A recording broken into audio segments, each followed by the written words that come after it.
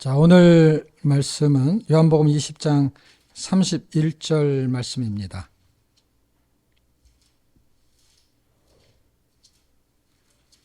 찾으셨나요? 같이 합독하겠습니다. 시작. 오직 이것을 기록함은 너희로 예수께서 하나님의 아들 그리스도이심을 믿게 하려 함이요 또 너희로 믿고 그 이름을 힘입어 생명을 얻게 하려 함이니라. 아멘. 여기서 생명을 얻게 하려 함이다 할 때 생명은 이미 생명을, 육신의 생명을 갖고 있는 사람한테 이야기를 하고 있기 때문에 여기서 말해주고 있는 원어의 의미는 영원한 생명을 말하는 것입니다. 그래서 영생을 얻게 하려 합니다. 이렇게 해도 틀리지가 않습니다.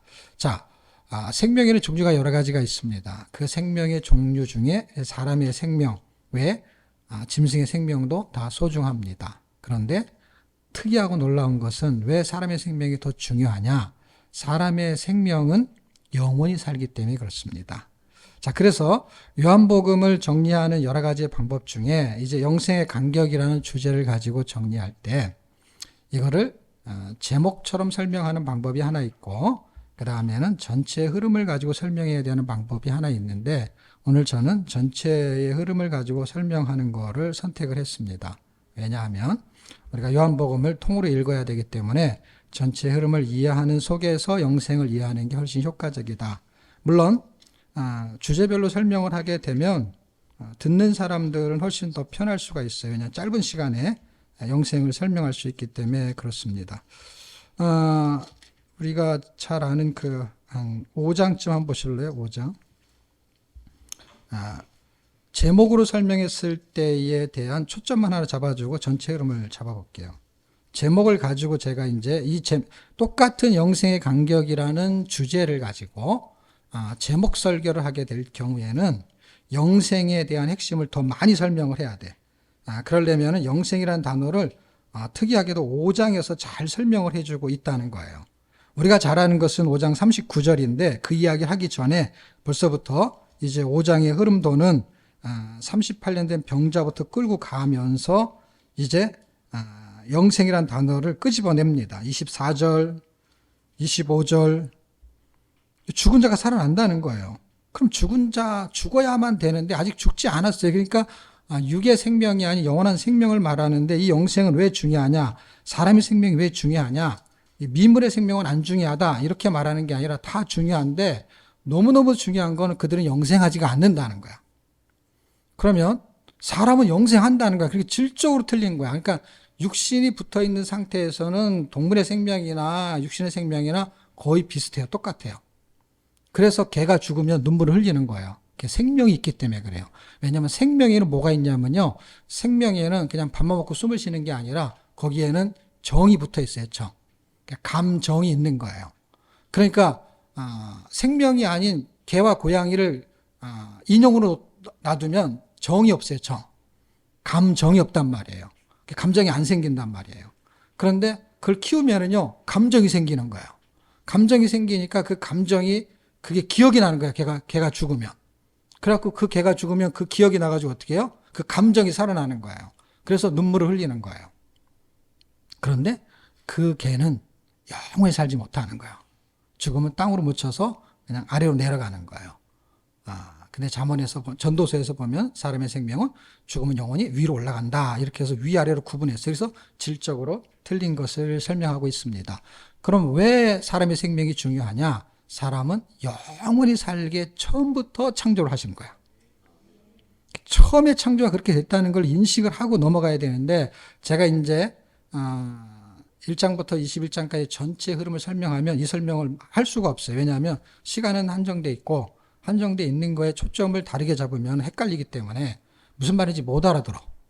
아무리 잘 듣고 적어놔도 이해가 안 돼요. 왜냐하면 흐름도가 이해가 안 돼. 왜냐하면 초점이 다르기 때문에. 그러나 이제 요한복음 안에 있는 이 가장 중요한 이 말, 사람의 생명이 영원히 살 수 있는데 영원히 사는데 예수를 믿으면 영원히 산다 이렇게 생각하는 게 착각이기 때문에 그래요.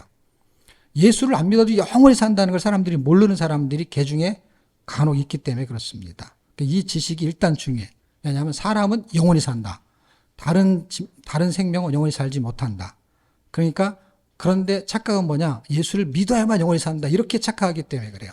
예수 안 믿어도 영원히 산다는 것을 기억하셔야 됩니다. 그러니까 잘 생각해 보세요.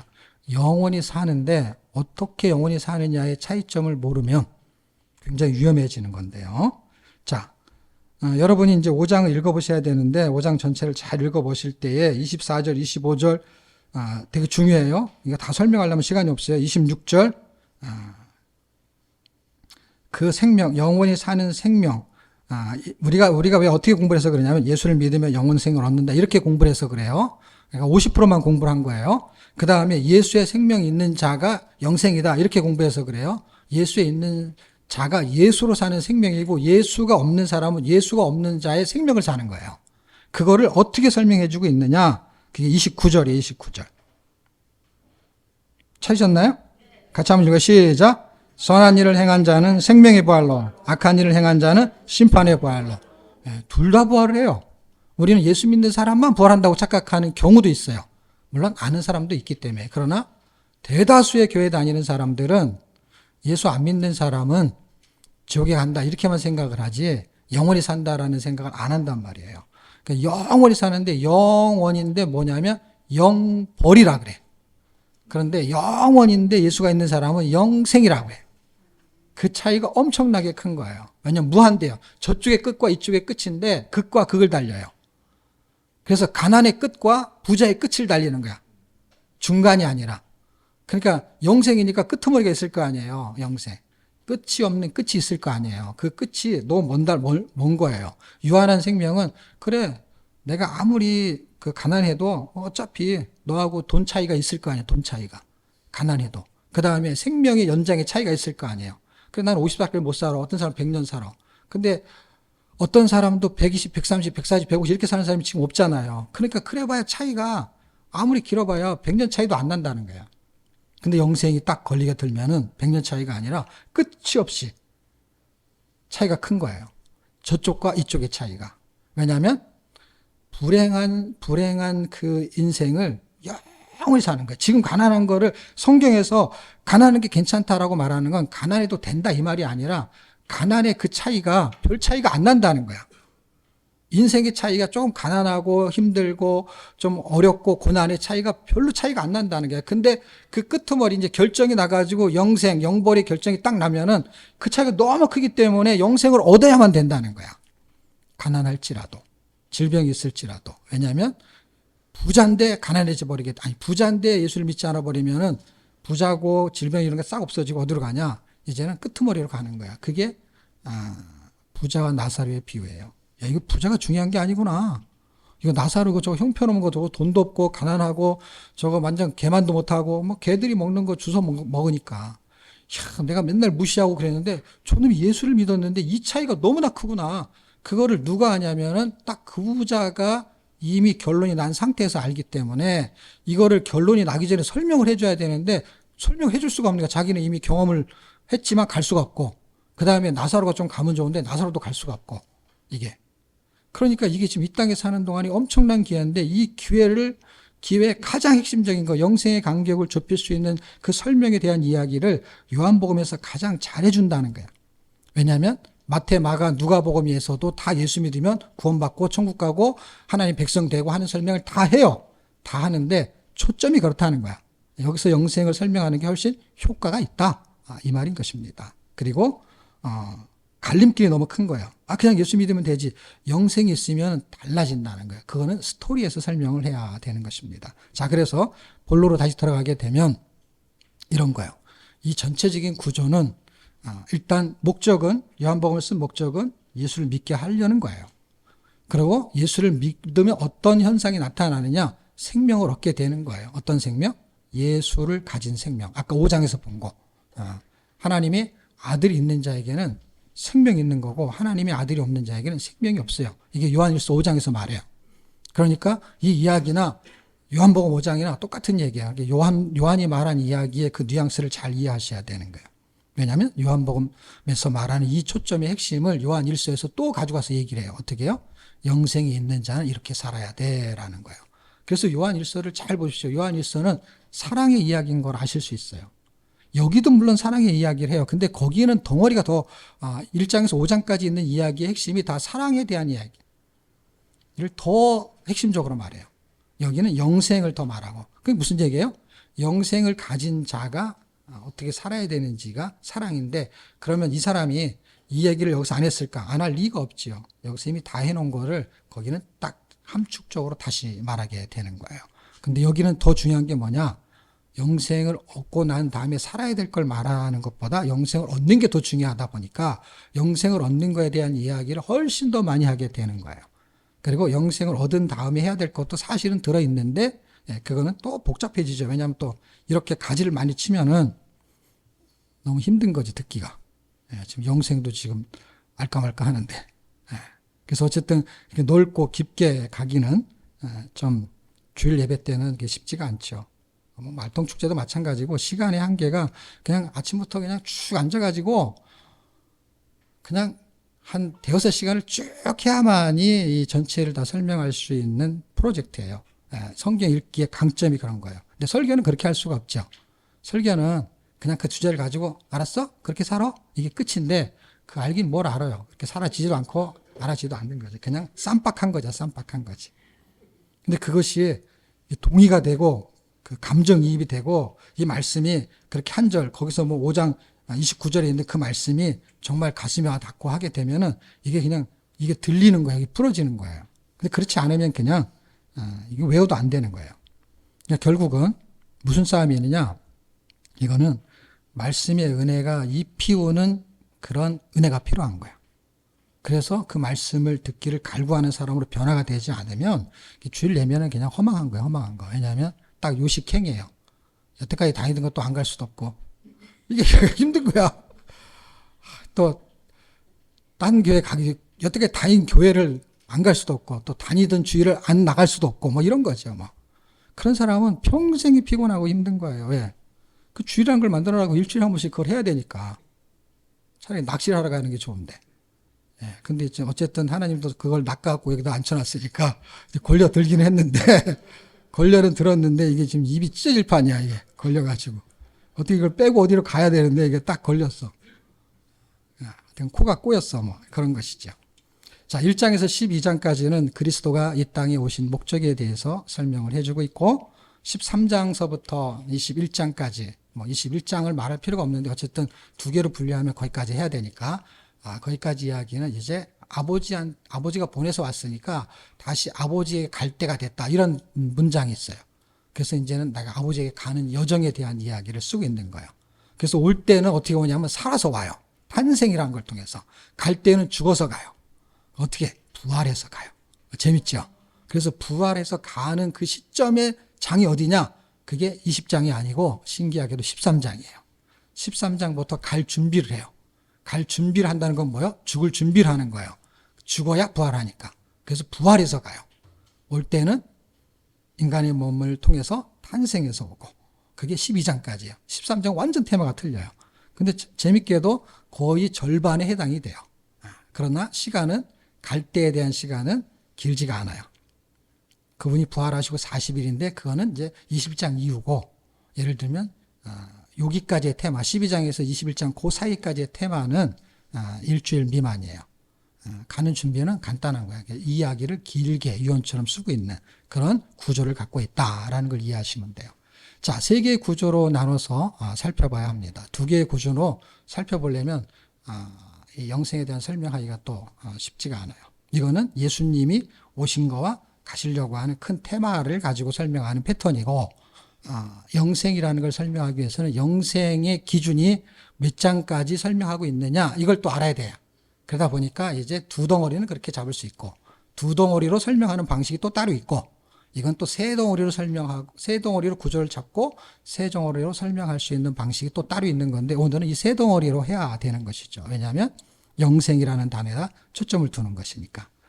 그러면 1장에서 3장까지는 영생의 기준을 잡아줘요. 어렵지 않지. 이런 거를 서론, 본론, 결론이라고 합니다. 서론이라고 생각하시면 돼요. 근데 주제를 우리가 영생으로 잡았기 때문에 서론은 영생의 기준을 잡아줘요. 자, 그 다음에 이제 4장서부터 17장까지는 영생에 대한 내용에 대한 설명이 전개가 되겠지요. 그리고 18장에서 21장까지는 영생의 결론. 그 결론이 어떻게 되는 거냐? 이 설명을 하게 되는 것입니다. 자, 그러면 서론에서 말해주고 싶은 그 영생의 기준은 도대체 뭐냐? 할 때 그 기준은 예수 그리스도. 그분이 영생의 기준이라는 거예요.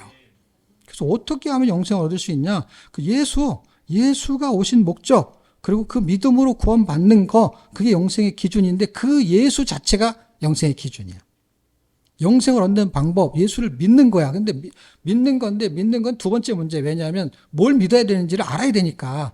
아무거나 막 믿는 게 아니잖아. 막 JMS 이런 거 믿는 게 아니잖아요. 신천 이런 거 믿는 게 아니잖아요.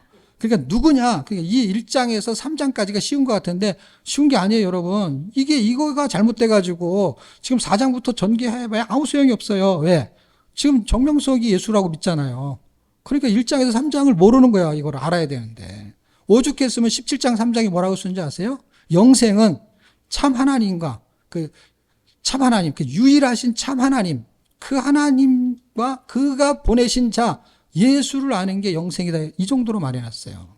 그러니까 예수가 누군지를 모르니까 영생은 절대로 갈 수가 없는 거죠. 왜냐하면 정명석이 예수라고 생각하는 사람은 진짜 예수를 모르는 거잖아요. 진짜 하나님 누군지 모르는 거예요. 하나님이 정명석을 보냈다고 생각하는 거니까. 그러니까 하나님도 모르고 예수님도 모르는 거예요. 그들은 껍데기를 믿고 있는 거예요.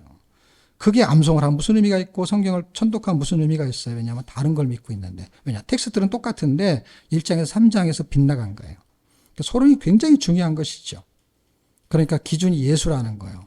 그리고 17장 3절도 아는 거라고 말했다는 것도 되게 의미심장한 거예요. 왜냐하면 우리가 여태까지는 영생은 예수 믿는 거라고 했는데 17장 3장은 아는 거라는 단어를 썼다니까. 그래서 바울은 뭐라고 했냐서 우리가 아는 것과 믿는 것이 하나가 돼요. 이렇게 말해요. 그리고 예수님도 이렇게 말해요. 어디서? 한 16장쯤 가면 있나? 그러니까 하나님을 아는 것과 믿는 것, 그거에 대해서 우리가 하나가 된다는 거예요. 아는 것과 믿는 것이 하나라는 것이 아는 게 믿는 거고 믿는 게 아는 거야. 그러니까 뭘 믿느냐? 아는 걸 믿는 건데 제대로 아는 걸 믿냐는 거야. 그러니까 그 하나님을 아는 거, 그게 믿는 거라는 거야. 그러니까 안다라는 그 의미는 그냥 날리지를 말하는 게 아니야, 날리지를. 그거는 안다라는 거는, 예를 들어서 뭐 미국의 대통령이 누구냐? 그럼 그 사람 뭐 나이도 알 수 있고 다 알 수 있죠. 그런 안다라는 게 아닌 거야, 그런 안다. 그러니까, 느낌이 완전 다른 것이죠. 어쨌든 단어가 똑같아서 그럴 수밖에 그것도 설명할 또 한도 없잖아요. 그러니까 어쨌든 그 아는 건 아닌 거를 아셔야 돼. 아셨나요? 거기다 지금 시간을 할애할 수가 없어. 자, 어쨌든, 1장에서 3장은 영생의 기준을 설명하고 있는 거고, 그 영생의 기준은 아주 중요한 거는 그리스도예요. 그리스도. 그래서 그리스도가 누구냐? 1장 29절에 그 그리스도가 구약을 다 끌고 와가지고 그들이 출애굽했을 때 그 핵심적인 10가지 재앙 중에 10번째는 어린 양. 그 어린 양, 그분이 어린 양, 이분이 예수가 이런 분이구나. 어린 양처럼 죽을 사람. 자, 보라, 세상 죄를 지고 가는 어린 양이다 해서 어린 양이 그냥 죽은 게 아니라 죄 때문에, 어떤 죄? 세상의 죄 때문에 죽은 거. 그거를 설명하는 거예요. 그래서 그걸 알아야지. 예수. 그래서 1장 5절에 그가 빛과 어둠, 빛이 왔는데 어둠이 그를 깨닫지 못하더라. 무슨 얘기예요? 몰랐다 이 말이에요. 그러니까 몰라요. 지금도 모르고 그때도 모르고 계속 모르고 계속 모르게 돼 있는 거예요. 왜냐하면 어두움은 빛을 알 수가 없는 거예요. 그래서 알아야 돼. 어떤 걸 알아야 되냐면 그걸 알 수 있는 방법이 어떤 건지를 알아야 돼. 공부해서 안다 그러면요 5장 39절 그게 탄생하지 않았을 거예요. 알 수가 없어요. 우리도 몰라요. 교회를 아무리 오래 다녀도 몰라요. 어떤 방식으로. 머리로는 알 수가 없는 거예요. 빛과 어둠, 빛이, 그러니까 기준이 예수다. 그분이 영생이라는 건 뭐냐면 그분이 믿게끔 해야 되는 뭔가의 호소력 있는 거를 깨달아야 돼. 이게 뭔가의 영향력을 행사하는 걸 깨달아요. 이걸 과학적으로 설명해서 될 일이 아니에요, 이거는. 그러니까 여러분이 체득적으로 느껴야 되는 거예요, 체득적으로. 2장에 가면은 혼인잔치도 나오고 물이 변해 포도주가 되고 뭐 이런 게 나오는데 성전에 대한 이야기가 나와요. 이게 아주 1, 2장이 굉장히 중요한 핵심이에요. 하여튼 1, 2, 3장까지는 자세히 설명해도 아깝지가 않은 내용이에요. 왜냐하면 구약을 전체를 갖고 오는 내용의 핵심이 크게 두 개가 있는데 하나는 어린 양이고 하나는 성전이에요. 신약에서는 성전이 구약처럼 중요하지가 않아요. 안 중요한 게 아니라 구약처럼 중요하지가 않다 이 말이에요. 왜냐하면 구약에서는 거기서 죄를 사하는 그런 행사, 의식을 해야 되기 때문에 그래요. 그럼 예수님 때 시대도 했냐? 당연히 했죠. 구약과 신약이 교체되는 시점은요, 시기가 아니고요. 그게 아니고 예수 그리스도가 기점이에요. 그러니까 예수 그리스도가 죽었다 살아나는 게 기점이에요. 예. 그분이 오셨어요. 어린 양이 오셨어요. 그분이 죽으세요. 그리고 다시 살아나요. 그것이 연합이라는 것을 성전으로 설명한 거예요. 그의 죽으심에 대한 제물은 어린 양으로 설명한 거고, 그걸 통해 가지고 우리가 하나가 되는 거는 성전으로 설명하는 거예요. 그게 다 물건이잖아요. 성전은 건물이고 어린 양은 동물이잖아요. 하나님이 무슨 동물의 비유를 하고 건물의 비유를 합니까? 그러니까 그 의미가 있는 거죠. 그 의미를 이해하셔야 되는 것이죠. 물이 변해서 포도주가 되는 것처럼 연합이 되면 그리스도의 신부가 되는 거예요. 그래서 혼인잔치가 나오는 거예요. 그것이 어떻게 결정체를 이루냐? 그게 하나님이 우리를 사랑할 때만. 호세아서의 이야기가 통으로 들어와요. 한 절에. 3장 16절, 그 다음에 17절, 18절. 그분이 독생자라는 거예요. 그러니까 하나님의 아들은 딱 한 분밖에 없는 거예요. 예수님이 한 분밖에 없는데 우리나라 되게 많잖아요. 예수가 우리나라에 제일 많대요. 한 4, 50명 된대요. 예. 다 예수인 거예요. 예. 그리고 추종자들도 있고. 예. 근데 독생자라는 단어 뭐냐? 한 분밖에 없다라는 거예요. 그게 18절의 이야기예요. 그런데 16절서부터 우리가 잘 알잖아요. 하나님이 세상을 이처럼 사랑하사 독생자를 주셨으니 이는 저를 믿는 자마다 멸망치 않고 영생을 얻게 하려 하십니다. 하면서 17, 18절까지 읽어야 되는 거예요. 그랬을 때 그리스도가 오신 목적은 영생, 구원을 얻게 하려고 오셨다는 거예요. 그게 18절이에요. 그러니까 믿음으로 구원받는 영생의 기준은 예수인 거야. 예수를 믿어야 되는 거야.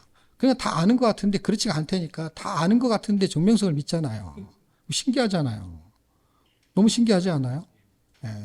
그러니까 몰라보는 거야. 알아볼 수가 없는 거야. 그러니까 신비하고 비밀인 거 다 알 것 같은데 천만의 말씀 그렇지가 않아요. 그냥 알 것 같은 거를 안다고 착각하는 거예요.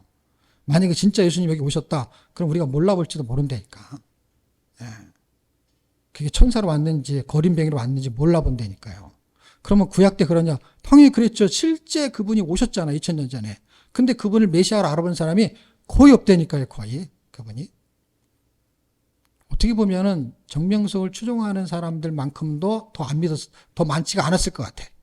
신천지보다도 더 적었을 것 같아. 그 당시 예수님을 메시아로 알아본 사람들이. 예? 그만큼 메시아 알아보는 게 쉽지 않아요. 어떤 사람들이, 구약에 정통한 사람들이 메시아를 몰라봤다니까요. 누구도. 사실은 사도 바울도 몰라봤을 것 같아요. 알아봤으면은 예수 믿는 사람을 핍박하러 다닐 리가 없지요. 그러니까 거의 100% 예수님이 그분이 메시아인지를 몰랐다라는 게 확증적인 거예요. 핍박이 확증을 한 거예요. 확증이.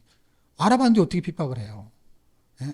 근데 예수님 나타나가지고 왜 네가 나를 핍박하느냐 할 때 예수 믿는 사람과 예수님을 동일시 놓은 거에 대해서 좀 의아했지만 그분을 딱 만나고 구약에서 말했던 메시아가 이 땅에 오셨던 예수가 그 메시아라는 걸 그때 알았던 거예요.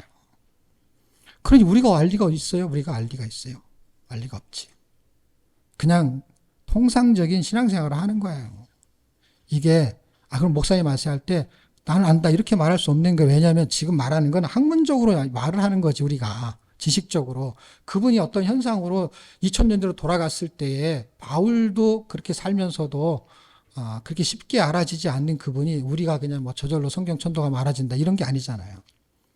그만큼 쉽지 않은 부분이 어떤 역학적으로 이렇게 다가오는지를 이해해야 되는 것입니다. 그만큼 쉬운 게 아니에요. 그냥 덜러덩 예수 믿으면 되지. 그런 게 아니에요. 왜냐하면 그 출발이 어떤 결과를 갖고 오게 되는지를 설명하는 게 요한복음이에요. 그런 예수님을 만나고 그분이 메시아인지를 알아본 사람이 누구냐면 베드로예요. 바울이 몰랐는데 베드로는 알아봤다니까요. 그래서 따라다녔어요. 그분이 메시아라는 걸. 그런데 그들의 삶의 변화가 어때요? 예수님이 돌아가시니까 어떻게 해요? 그들도 돌아갔죠. 어디로? 옛날로 돌아갔다 이 말이에요. 그래서 고기 잡는 대로 돌아갔어. 예수님도 돌아가시고 이 사람들 돌아가고. 그래서 원래대로 돌아가요. 그래서 어느 날 우리가 예수 이렇게 믿다가도 시험에 들면 원래대로 돌아간다는 거 아세요? 집에 가서 앉아있어요. 그냥 가만히. 원래로 돌아가는 거야. 다. 그걸 돌아가셨다 그래. 살아나야 되는데 다 돌아가셨어. 그런데 이거를 하기 위해서 사람들이 신방을 가잖아요. 그래서 예수님 신방 가는 거 아십니까? 신방을. 찾아가세요. 그게 요한복음의 가장 클라이막스가 되는 거예요. 그러니까 베드로가 저절로 알아서 되는 게 아니야. 제자로 부를 때도 찾아가요. 그 다음에 제자로 살게 만들기 위해서도 찾아가요. 그분이 이 땅에 오셨을 때 탄생해서 30년을 지난 다음에 찾아가요. 그 다음에 죽으시고 부활한 다음에 또 찾아가요. 그렇게 2번씩 찾아간 게 베드로예요. 그때 안 거예요. 뭘 안 거예요? 영생이 어떤 건지를 알기 시작한 거예요. 영생이 뭐하고 연결되어 있는지를 설명하고 있는 거예요. 자, 그 이야기를 전개시키는 과정에 영생의 내용이 이제 4장에서 17장까지라고 했잖아요. 서로는 그렇게 약하고. 그래서 영생의 내용이 나와줘야 되는 것이죠. 어쨌든. 그럴 때 4장에서 12장까지는 영생, 예수를 믿어야만이 영생을 얻을 수가 있다. 그래서 예수를 믿게끔 하는 도전적인 이야기가 9장에 전개가 돼요. 그리고 13장부터 17장까지는 영생을 얻는 방법과 영생으로 사는 방법에 대한 설명을 17장까지 해줘요. 아주 조직적으로 설명을 한 것 같아요. 다 여러분들이 볼 때는 다 똑같은 얘기를 반복하는 것 같지만 제가 볼 때는 너무 자세하게 구조를 만들어 놨어. 13, 14, 15장은요 다 세계명에 대한 이야기예요. 놀라운 이야기가 전개돼요. 자, 그런데 16, 17은 이제 성령에 대한 이야기를 하게 되는데 어쨌든 이제 4장에서 12장까지는요 각 장마다 그 예수를 믿게끔 하는 도전적인 이야기가 9개가 전개되는데 증명을 해요. 그래서 제가 시간 관계상 9개를 다 해주면 좋은데 그건 이제 말퉁주제 같이 그냥 늘어지고 앉아가지고 쫙 들을 때 해주기로 하고 그 세 개의 테마가 있어요. 3개의 테마가 9개 중에서 3장, 3장, 3장. 굉장히 구조적으로 잘 잡혀 있죠. 물론 제가 의도적으로 만들긴 한 거지만, 주석 찾아봐도 없어요. 그런 구조는. 제가 만든 거지만, 그냥 제 나름대로 맞춘 거죠. 그러니까 예수를 믿게끔 하면 아주 도전적인 그거에 대한 것을 증명내기 위해서 3가지의 테마가 흘러가는데, 첫 번째는 이제 4, 5, 6장이 되겠고, 두 번째는 7, 8, 9장이 되겠고 그 다음에 10, 11, 12장이 되겠죠. 석장식이니까 뭐 외우기도 어렵지 않죠. 그 3개의 테마가 증명하고 있어요. 뭘 증명하냐. 이 첫 번째 테마에서는 예수 그리스도 자체를 가지고 증명하세요. 그게 5장 39절이에요. 4장, 5장, 6장을 다 설명하면 좋은데 그럼 6장 하나만 해도 그 1시간 설교거리야. 왜냐하면 그걸 갖고 와야 돼. 주기도문에서 또 갖고 와서 영생은 참 유일하신 하나님을 아는 거. 근데 그 요한복음에서 말하는 나를 이 영원한 생명 양식을 얻고 그렇게 살려는 거는 뭐냐? 하나님의 이름 뭐냐 할 때 그건 나를 믿는 거야. 라는 이야기를 하려 그러면 또 그 일용할 양식에 대한 이야기하고 연결되는 거거든요. 이게 먹는 이야기거든요. 그것은 마태복음에 있는 주기도문을 또 갖고 와서 설명을 해야 돼. 그럼 6장 하나만 설명하더라도 시간이 많이 걸려요. 그렇기 때문에 여러분한테 자세하게 설명을 못하지만 어쨌든 예수 그리스도로 설명하는 거야. 오병이어 6장까지가 오병이잖아요. 오병이어니까 예수님이 오병이어가 되시는 것을 설명하는 건데 그냥 그것까지 설명 시간이 가니까 5장 하나만 설명하는 거야. 아주 쉬운 거. 5장 39절. 너희가 성경에서 영생을 얻을 줄 알고 성경을 상고하고 연구하지만 성경은 곧 내게 대해 증거하는 거야. 영생은. 그러니까 성경은 내게 대해서 말하는 거야 라는데 성경은 영생이잖아. 근데 그게 나를 말하는 거야 라는 걸 우리가 누가복음 때 얘기했잖아요. 그 얘기를 요한복음 5장 39절에 말하는 건 자기 자신을 가지고 영생을 설명하고 있는 거예요. 그리고 예수 그리스도를 증명해요. 그 다음에 두 번째 테마에서는 9장 3절인데 그것은 하나님의 사역으로 설명해요. 하나님이 나타내시는 일이야. 누가? 알 때부터 소경을 만들어 놓고 하나님께서 그것을 통해서 그가 눈을 뜨게 만들어요. 어떤 눈을 뜨게 만드냐? 육적인 눈을 뜨게 만들면서 영적인 소경들, 육적인 그 장님이 아는 사람들에게 너는 영적인 소경이야 라고 하면서 영적인 소경과 육적인 소경에 대한 차이점을 설명해요. 그게 그분이 빛으로 오셨는데 어둠이 깨닫지 못하더라라는 건 뭐예요? 잘 보세요. 어둠. 이거는 소경을 말하는 거예요. 빛과 어둠은 이런 거죠. 이렇게 밤과 낮 이런 건데 밤과 낮을 설명하는 게 아니에요. 그분은 어둠, 세상 사람들은 낮에도 어둠이라는 거예요.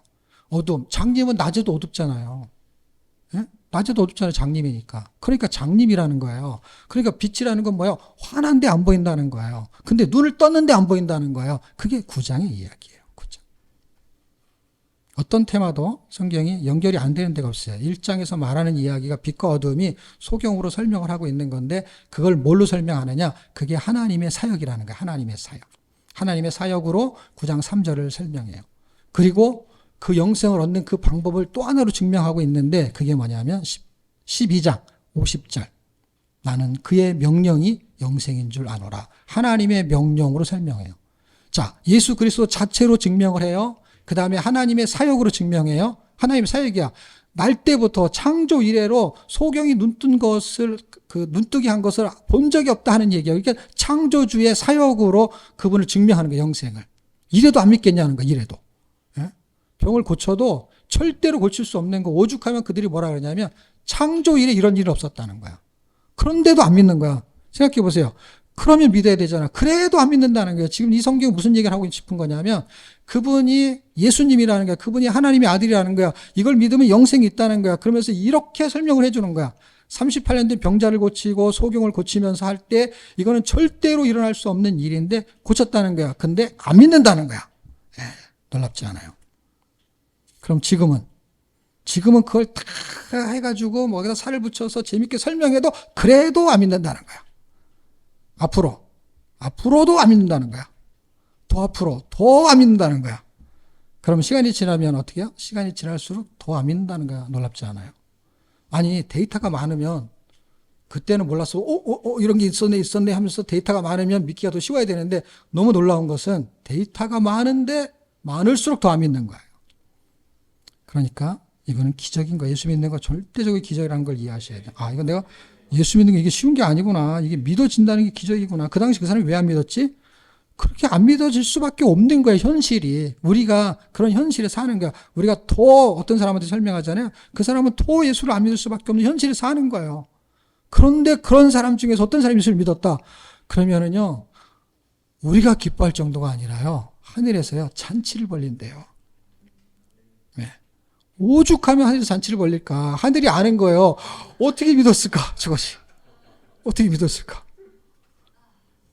우리는 어떻게 하냐면 옛날에는요. 이렇게 길거리 다니면 한 30년, 한 30년 전만 하더라도요.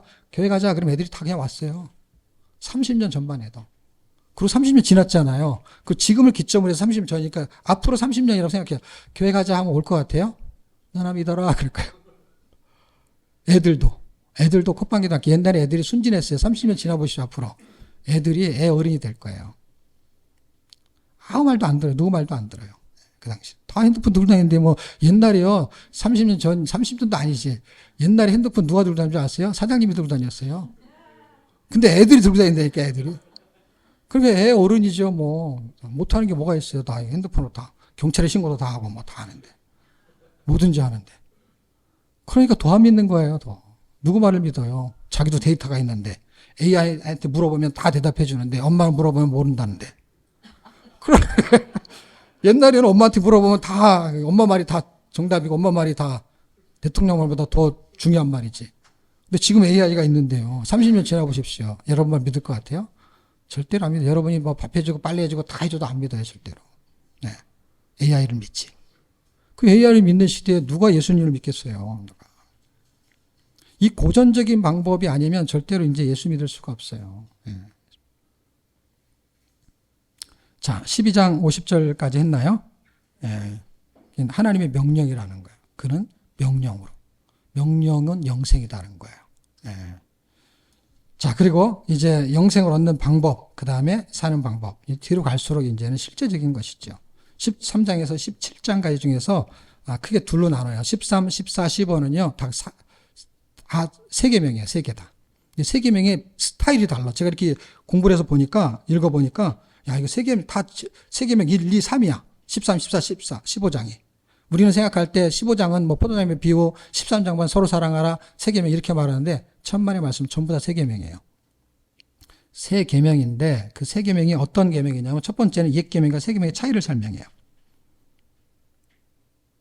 그런데 영생을 얻는 방법이 뭐냐면, 영생을 얻는 방법은요, 사랑이야, 사랑. 근데 어떤 사랑이냐면, 하나님의 사랑. 영생을 얻는 방법 예수 믿는 거라니까요. 그렇게 가르쳤잖아요. 그거는 영생을 얻는 방법은 나한테 내가 예수를 믿어야 되는데 믿기 전에 선행사가 있단 말이에요. 선행사가 뭐냐면 하나님이 나를 사랑해야만 돼 일단 1차적으로. 그래서 3장 16절을 갖고 와야 돼. 3장 16절에 하나님이 세상을 이처럼 사랑하사가 있고 그 다음에 믿는 자가 영생을 얻는 거야. 그러니까 영생을 얻는 방법은 예수를 믿으면 된다라고만 하게 되면 또 50%밖에 안 된다는 거야. 틀린 말은 아닌데 왜냐하면 앞에 게 있다고 가정하면 되는데 가정이 안 되는 수가 있어요. 왜냐하면 다른 예수를 믿어버리니까. 그러니까 가정을 하는 게 아니라 실제로 대입을 같이 시켜야 돼. 어떤 거냐면 하나님의 사랑이 영생을 얻는 방법이에요. 그리고 두 번째 영생을 얻는 방법. 그게 예수를 믿는 거예요. 그런데 이 13장에서 17장까지는 예수를 얻는 방법, 그래서 예수를 믿었다는 거예요. 그랬을 때 영생으로 사는 방법에 대한 설명을 해요. 이게 원래 요한 1서에서 해야 되는 건데, 아니지. 요한 1서를 이거를 갖다 요한 1서에서 표본으로 뽑아가지고 그것만 설명한 게 요한 1서가 된 거라고 봐야지. 이게 먼저 쓴 거니까. 그러니까 이 새 계명이 어떻게 흐르냐면 이 13장은 옛 계명과 새 계명을 설명해요. 그런데 14장은요. 새 계명의 이 형태를 설명해. 그러니까 13장은 새 계명의 정의를 말하는 거예요. 정의를 말하고 14장에서는 뭘 설명하냐면 새 계명의 효력을 말하는 거예요. 효력. 그래서 예수 그리스도가 나타나는 것이 새 계명이다 이렇게 말하는 거야. 14장 21절 읽으면 제 말을 이해할 수 있어요. 나의 계명을 가지고 지키는 자라야 나를 사랑하는 자니 나를 사랑하는 자는 또 내가 그를 사랑해가지고 그에게 나를 나타내리라. 그러니까 새 계명이 어떻게 전개가 되느냐. 예수님이 나한테 나타나면 그게 새 계명이야. 그 정의 그 다음에 그게 나타나는 거예요. 그럼 세 번째는 뭐냐. 그렇게 해가지고 나타나는 그 결과가 그럼 뭡니까? 그게 15장이야. 알고 봤더니. 근데 포도나무의 비유가 그럼 왜 나오냐. 그거를 설명하려고 포도나무가 나온 거야. 포도나무가 덜러덩 왜 나온 건지 아세요? 새 계명을 설명하기 위해서 나온 거예요. 그러니까 새 계명의 스타일이 움직이는 거예요. 13장, 14장, 15장 새 계명의 정의를 말하고 그 새 계명이가 그 효력은 그 예수님이 나타나는 거고 그 나타난다는 걸 뭘로 설명하느냐? 그게 열매 맺는 새 계명을 말하는 거예요. 열매가 있다는 거예요. 열매가. 새 계명은 예수님이 나타나면 열매가 있다라는 거야. 자기가 나타나면 열매가 없는 거야. 새 계명도 사랑을 했는데 뭐가 나타나냐면 자기가 나타나는 거. 봤지? 이거 내가 한 거야. 이게 거의 90%예요. 저를 포함해서. 봤지? 오늘 설교 잘했지? 30분에 끝났지? 이게 잘하는 거야. 그러니까 전부 다 자기 자랑이야. 그래서 사람들이 기분 나빠하는 게 뭐냐. 간증하다가 자기 자랑 좀 하면 이거 다 지 자랑이네 그런 거야. 간증을 했는데 듣고 나서 기분 나쁘면 다 뭐냐면 다 지 자랑하는 거네 이런 거야. 그러니까 누가 나타나느냐 했을 때 나타나는 것이 14장이고 15장은 거기에는 열매가 있다라는 거예요. 열매가. 그게 열매 맺는 새 계명을 말하는 거예요.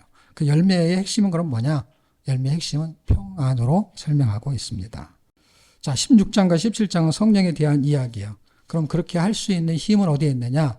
그 힘은 아까 얘기했잖아요. 안 믿어진다고. 그렇게 할 수 있는 힘은 에베소서에 살펴봐도 똑같은 얘기야. 결국 성령이 오셔야만 된다는 거야. 성령이. 그래서 성령에 대한 이야기를 7장에서 약간 해요. 7장에서 해놓고 여기서는 본격적으로 해요. 그래서 성령이 오면 그 배에 생수가 흐르는 것처럼 넘쳐나게 될 거야 라는 얘기를 했는데 사람들이 그건 무슨 말인지 몰라요. 왜냐하면 성령이 안 왔기 때문에. 여전히 여기도 성령이 안 왔어요. 그런데 좀 더 자세하게 설명해요. 13절 진리의 성령이 오시면 믿음으로 살 수 있다. 33절 13절 33절 그래서 믿음으로 살 수 있다라는 거예요. 다시 말은 뭐예요? 믿음은 성령이 오셔야만 가능하다 하는 얘기를 해주고 있는 거예요. 역설적으로. 세상을 이기는 그 임마누엘이 움직이는 거예요. 임마누엘. 그 성령. 그러면 17장에서 뭐가 되느냐? 그 삼일체의 그 임마누엘이 움직여요. 17장 17절. 아버지의 말씀은 진리니다. 이렇게 말하는 것이죠. 그러니까 아버지의 말씀은 진리니다 하는 걸 이제 다 종합해봐요. 종합하면 어떻게 돼요? 이제 17장 17절 26절을 보게 되면 사랑이라는 단어를 유추해낼 수가 있어요. 그 무슨 얘기냐? 아버지의 말씀, 그러니까 하나님의 말씀은 진리다. 그러니까 말씀이 진리야. 그렇죠? 말씀이 진리가 됐어요. 근데 진리를 알지니 진리가 너희를 자유케 하리라 그랬어요. 그러니까 그것이 보세요. 말씀, 진리, 진리를 알지 너희를 자유케 하려 할 때 그 진리가 뭔가 봤더니 1장 17절 읽어보게 되면 그분은 진리라고 말해요. 그러니까 보세요. 1장 17절, 17장 17절 같은 말이에요. 그 아버지의 말씀은 진리다 그랬는데 그 진리가 누구냐면은, 그러니까 진리를 알지니 할 때 아버지의 말씀을 알면은 쉽게 설명하자고요. 진리를 그러니까 보세요. 아버지의 말씀은 진리이다 그랬어요. 그렇죠? 근데 진리라고 했는 그 말씀, 그러니까 진리를 알지니라고 할 때 진리는 누구냐면 아버지의 말씀인 거야. 근데 아버지의 말씀은 뭐냐면 태초에 말씀이 계시니 할 때 이 말씀은 하나님께 계셨고 그게 1장 1절이에요. 그게 예수라고 설명했어요. 그러니까 말씀이 누구예요? 예수인 거예요. 그러니까 예수가 진리고 그 진리를 아는 자는 자유하게 된다는 거예요. 결국 영생의 목적은 뭐예요? 자유에 있는 거예요. 자유, 영생. 그러니까 공산주의, 민주주의 하면서도 가장 핵심이 뭔지 아세요? 자본주의, 뭐 이런 거, 사회주의 그런 거 두 번째 문제예요. 자유를 주면 다 해결돼요. 공산주의 결국 문제 아세요? 거기도 사회주의이기 때문에 돈 벌고 이런 거 있어요. 자유가 있어요. 그런데 완전한 자유가 없잖아요. 그러니까 자유를 주면 해결이 돼요. 북한도 마찬가지예요. 자유를 주면 뭐 공산당인데 공산당이 자유를 줘요. 그러면 그냥 공산주의인데 자유를 주는 공산주의를 하면 되잖아. 근데 자유를 안 주잖아요. 공산주의라는 건 공산 다 나눠 갖는다는 의미를 포함하고 있는데 다 나눠 갖는데 자기네가 좀 더 갖잖아요. 다 나눠 가져. 근데 좀 더 갖는 거지. 예. 그래서 공산이 안 돼. 예. 정확하게 공산이 안 된단 말이에요. 자본주의의 개념이 파이의 개념으로는 더 설명이 좋긴 한데 어쨌든 그런 상황 속에서 자유를 얻게 되는 거예요. 근데 자유를 얻는 게 뭐냐 할 때 이념과 사상보다 더 핵심적인 거를 설명하는 게 단어의 함축인데 그게 예수인 거예요. 예수가 자유를 준다는 거예요. 그래서 주의 영이 계신 곳에는 자유함이 있느니라 하는 건 다른 성경에서 말해요. 근데 여기서 똑같은 거예요. 그러니까 결국 바울이 말한 거나 지금 이 사도 요한이 말한 거나 다 같은 얘기라는 거예요. 왜냐하면 진리의 성령이 오시면 주의 영이 계신 곳에는 자유함이 있느니라. 그러니까 똑같은 말인 거예요. 여기는 오시기 전이고 거기는 오셨고. 그러니까 같은 말을 하고 있다는 거예요. 그러니까 성경은 정확하게 본질을 잘 꿰뚫고 설명을 하고 있는 것이죠. 결국 말씀이 진리고. 그럼 결국 무슨 얘기를 하고 싶은 거냐 성경이. 말씀을 모르면 예수를 모르는 거고 하나님을 모르는 거기 때문에 결국 진리에 이르지 못하고 진리에 이르지 못하니까 예수가 누군지를 몰라보는 거고 그러니까 결국 뭐가 없는 거예요? 자유가 없으니까 자기 생각에 매여 살다가 죽는 거예요. 그게 갇히는 거예요. 그걸 감옥이라고 하는 것입니다. 그래서 가장 무서운 감옥은요. 자기에 갇히는 거예요. 자기가 자기를 가둬도. 그 자유로운데 생각해 보세요. 도둑놈이 이게 잘못해가지고 수갑을 채웠어요. 이렇게. 그래서 이렇게 다녀. 수갑이 이렇게 풀 수가 없으니까 수갑 이렇게 다녀. 근데 어느 날 내가 너에게 자유를 주노라 하면서 수갑을 열어줬어. 근데 이 놈이 버릇이 돼가지고 이렇게 하고 다녀. 이렇게 하고. 이러고 산다니까 우리가 지금 자유를 써 갈라디아서 5장 1절 내가 너희를 자유케 하라고 자유를 주셨으니 하는데 왜 종의 형체를 계속 취하냐는 거야. 그러니까 이거를 풀어줬단 말이야. 근데 이 풀어준 것을 머리로는 아는데 삶을 살 때 이렇게 산다니까. 나는 자유야 이러면서 살아. 이렇게. 이게 지금 우리의 삶인 것이죠. 이거를 좁힐 수 있는 방법은 여전히 성경으로 다시 돌아가는 거예요. 왜 그런지 아십니까? 영생의 결과가 그것을 설명하기 때문에 그래요. 요한복음 18장에서 21장까지는 이제 사랑의 결과예요. 그러니까 무슨 얘기냐면 영생을 얻는 방법은 우리 쪽에서만 해석을 하면 안 된다. 그러니까 영생을 얻는 방법은 그분이 뭔가 하셔 십자가에 죽으셨다. 그걸 뭐라고 말하냐면 우리는 사랑이라는 단어를 잘 안 써서 그래. 근데 요한복음 3장 16절에 하나님이 세상을 이처럼 사랑하사라는 사랑이라는 걸 설명해야 돼. 그래서 죽은 거거든. 그러니까 십자가의 사건은 앞에 있는 선행사가 사랑이라는 것 때문에 나온 거기 때문에 십자가보다 더 정확한 말은 사랑인 거야. 어떤 사랑? 하나님의 사랑. 그 사랑을 명령을 받아서 12장 50절 그래서 십자가에서 죽으신 거예요. 그 명령을 수행하기 위해서 죽은 거예요. 그러니까 사랑이 늘 느껴야만이 믿을 수가 있는 거예요. 믿을 수가. 그러니까 사랑이 먼저인 거야. 그러니까 안 믿어지는 건 뭐냐? 그분이 나를 사랑한 거가 안 믿는 거야. 그러니까 그 사랑이 구원을 얻는 방법의 가장 중요한 거라는 거예요. 왜냐하면 믿는다는 걸 자꾸 설명하는데 안 믿어지는데 그 설명 자꾸 하면 뭐 하냐고. 사랑이 믿어지는 거를 설명하는 사랑의 내용을 설명하는 게 낫지. 왜냐하면 사랑의 내용을 설명하고 있잖아요. 지금 오병의 기저든 운동병자를 고치든 이런 게 다 전부 사랑에 대한 기적을 설명하고 있는 거거든요. 근데 가장 클라이막스의 사랑의 그 결과는 뭐냐? 예수님이 죽는 거예요. 그래서 그게 18장, 19장, 20장. 그래서 예수님이 죽는 것을 사랑으로 설명하는 최종적인 게 21장이에요. 그래서 21장이 저는 옛날에 왜 나왔는지 몰랐어요. 근데 이제 알겠어요. 왜냐하면 지금 요한복음에 설명하는 거는 사랑을 설명하는 거구나. 그리고 잘 생각해 보세요. 요한복음에 그 요한이라는 사람이 사랑의 사도라는 거 아세요, 여러분? 그래서 영생을 설명하고 있는데 그 영생을 얻는 게 사랑이었다는 거예요. 사랑이었다는 거. 근데 우리 영생에 대한 설명만 했지 사랑이라는 걸 설명을 잘 안 했던 거예요. 왜냐하면 사랑이라는 단어는 요한 1서에서 더 설명을 잘한다고 생각하는 거예요. 그거는 사랑으로 사는 거, 세계모로 사는 거고, 이거는 그 사랑이 움직였기 때문에 어떻게 됐느냐? 우리가 구원받을 수 있는 길이 열린 거야. 근데 그 선택을 하느냐 안 하느냐를 믿음이라는 걸 설명하는 거야. 선택을 안 하게 되면 벌로 나오는 거고, 선택을 하면 영생으로 나오는 거야. 근데 그 선택하기 전에 이 내용을 알아야만 된다는 것이죠. 그래야 믿어지니까. 그래서 그게 21장 15절이 마지막 결론입니다. 베드로에게 하는 말이죠. 네가 나를 더 사랑하느냐. 사랑의 문제야. 그런데 아까 얘기했잖아요. 그분이 이 땅에 오셔가지고 베드로를 불렀어요. 그리고 죽고 부활하자 다시 베드로를 찾아가요. 부르러 간 거예요. 또 제 사명을 주는 것이죠. 사명을 부르러 가요. 그때 가는 게 뭔지 아십니까? 사랑인 거예요. 그분이 왜 오셨어요? 사랑하려고. 그래서 죽으셨어요. 사랑을 하셨어요. 그래서 그 사랑을 보여주는 거예요. 그래서 바닷가에 다시 찾아가요. 처음에도 바닷가에 찾아갔죠. 근데 오라 그랬어요. 근데 또 고기 잡으러 가는 거예요. 그러니까 우리는 맨날 교회 왔다가 또 어디로 가냐면 또 고기 잡으러 가는 거죠. 뭐. 그럼 주님이 또 찾아가는 거죠. 그 현장에. 그러니까 세 계명의 현장이 21장인 거예요.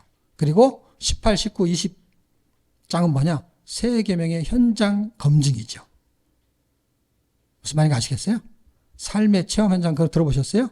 그 삶의 체험 현장처럼 세 계명의 현장이 뭐냐? 그분이 잡히고 죽으시고 부활하시고 그리고 그것을 실제로 베드로한테 나타나셔가지고 그거를 다 싸잡아가지고 그분한테 베드로한테 나타났었어요. 왜 그거를 클라이막스로 제가 설명하냐면 만약에 예수님이 약간 삐졌다. 베드로한테. 그러면 이제 부활한 다음에 내가 죽어서 3일 동안 그랬는데 이를 갈고 있는 거죠. 내가 부활하기만 해봐라. 내가 성경에 있는 대로 성경대로 내가 3일 만에 부활하니까 내가 3일을 참는 거야. 죽었으니까. 3일 동안 죽어서 뭐 하는 줄 아세요?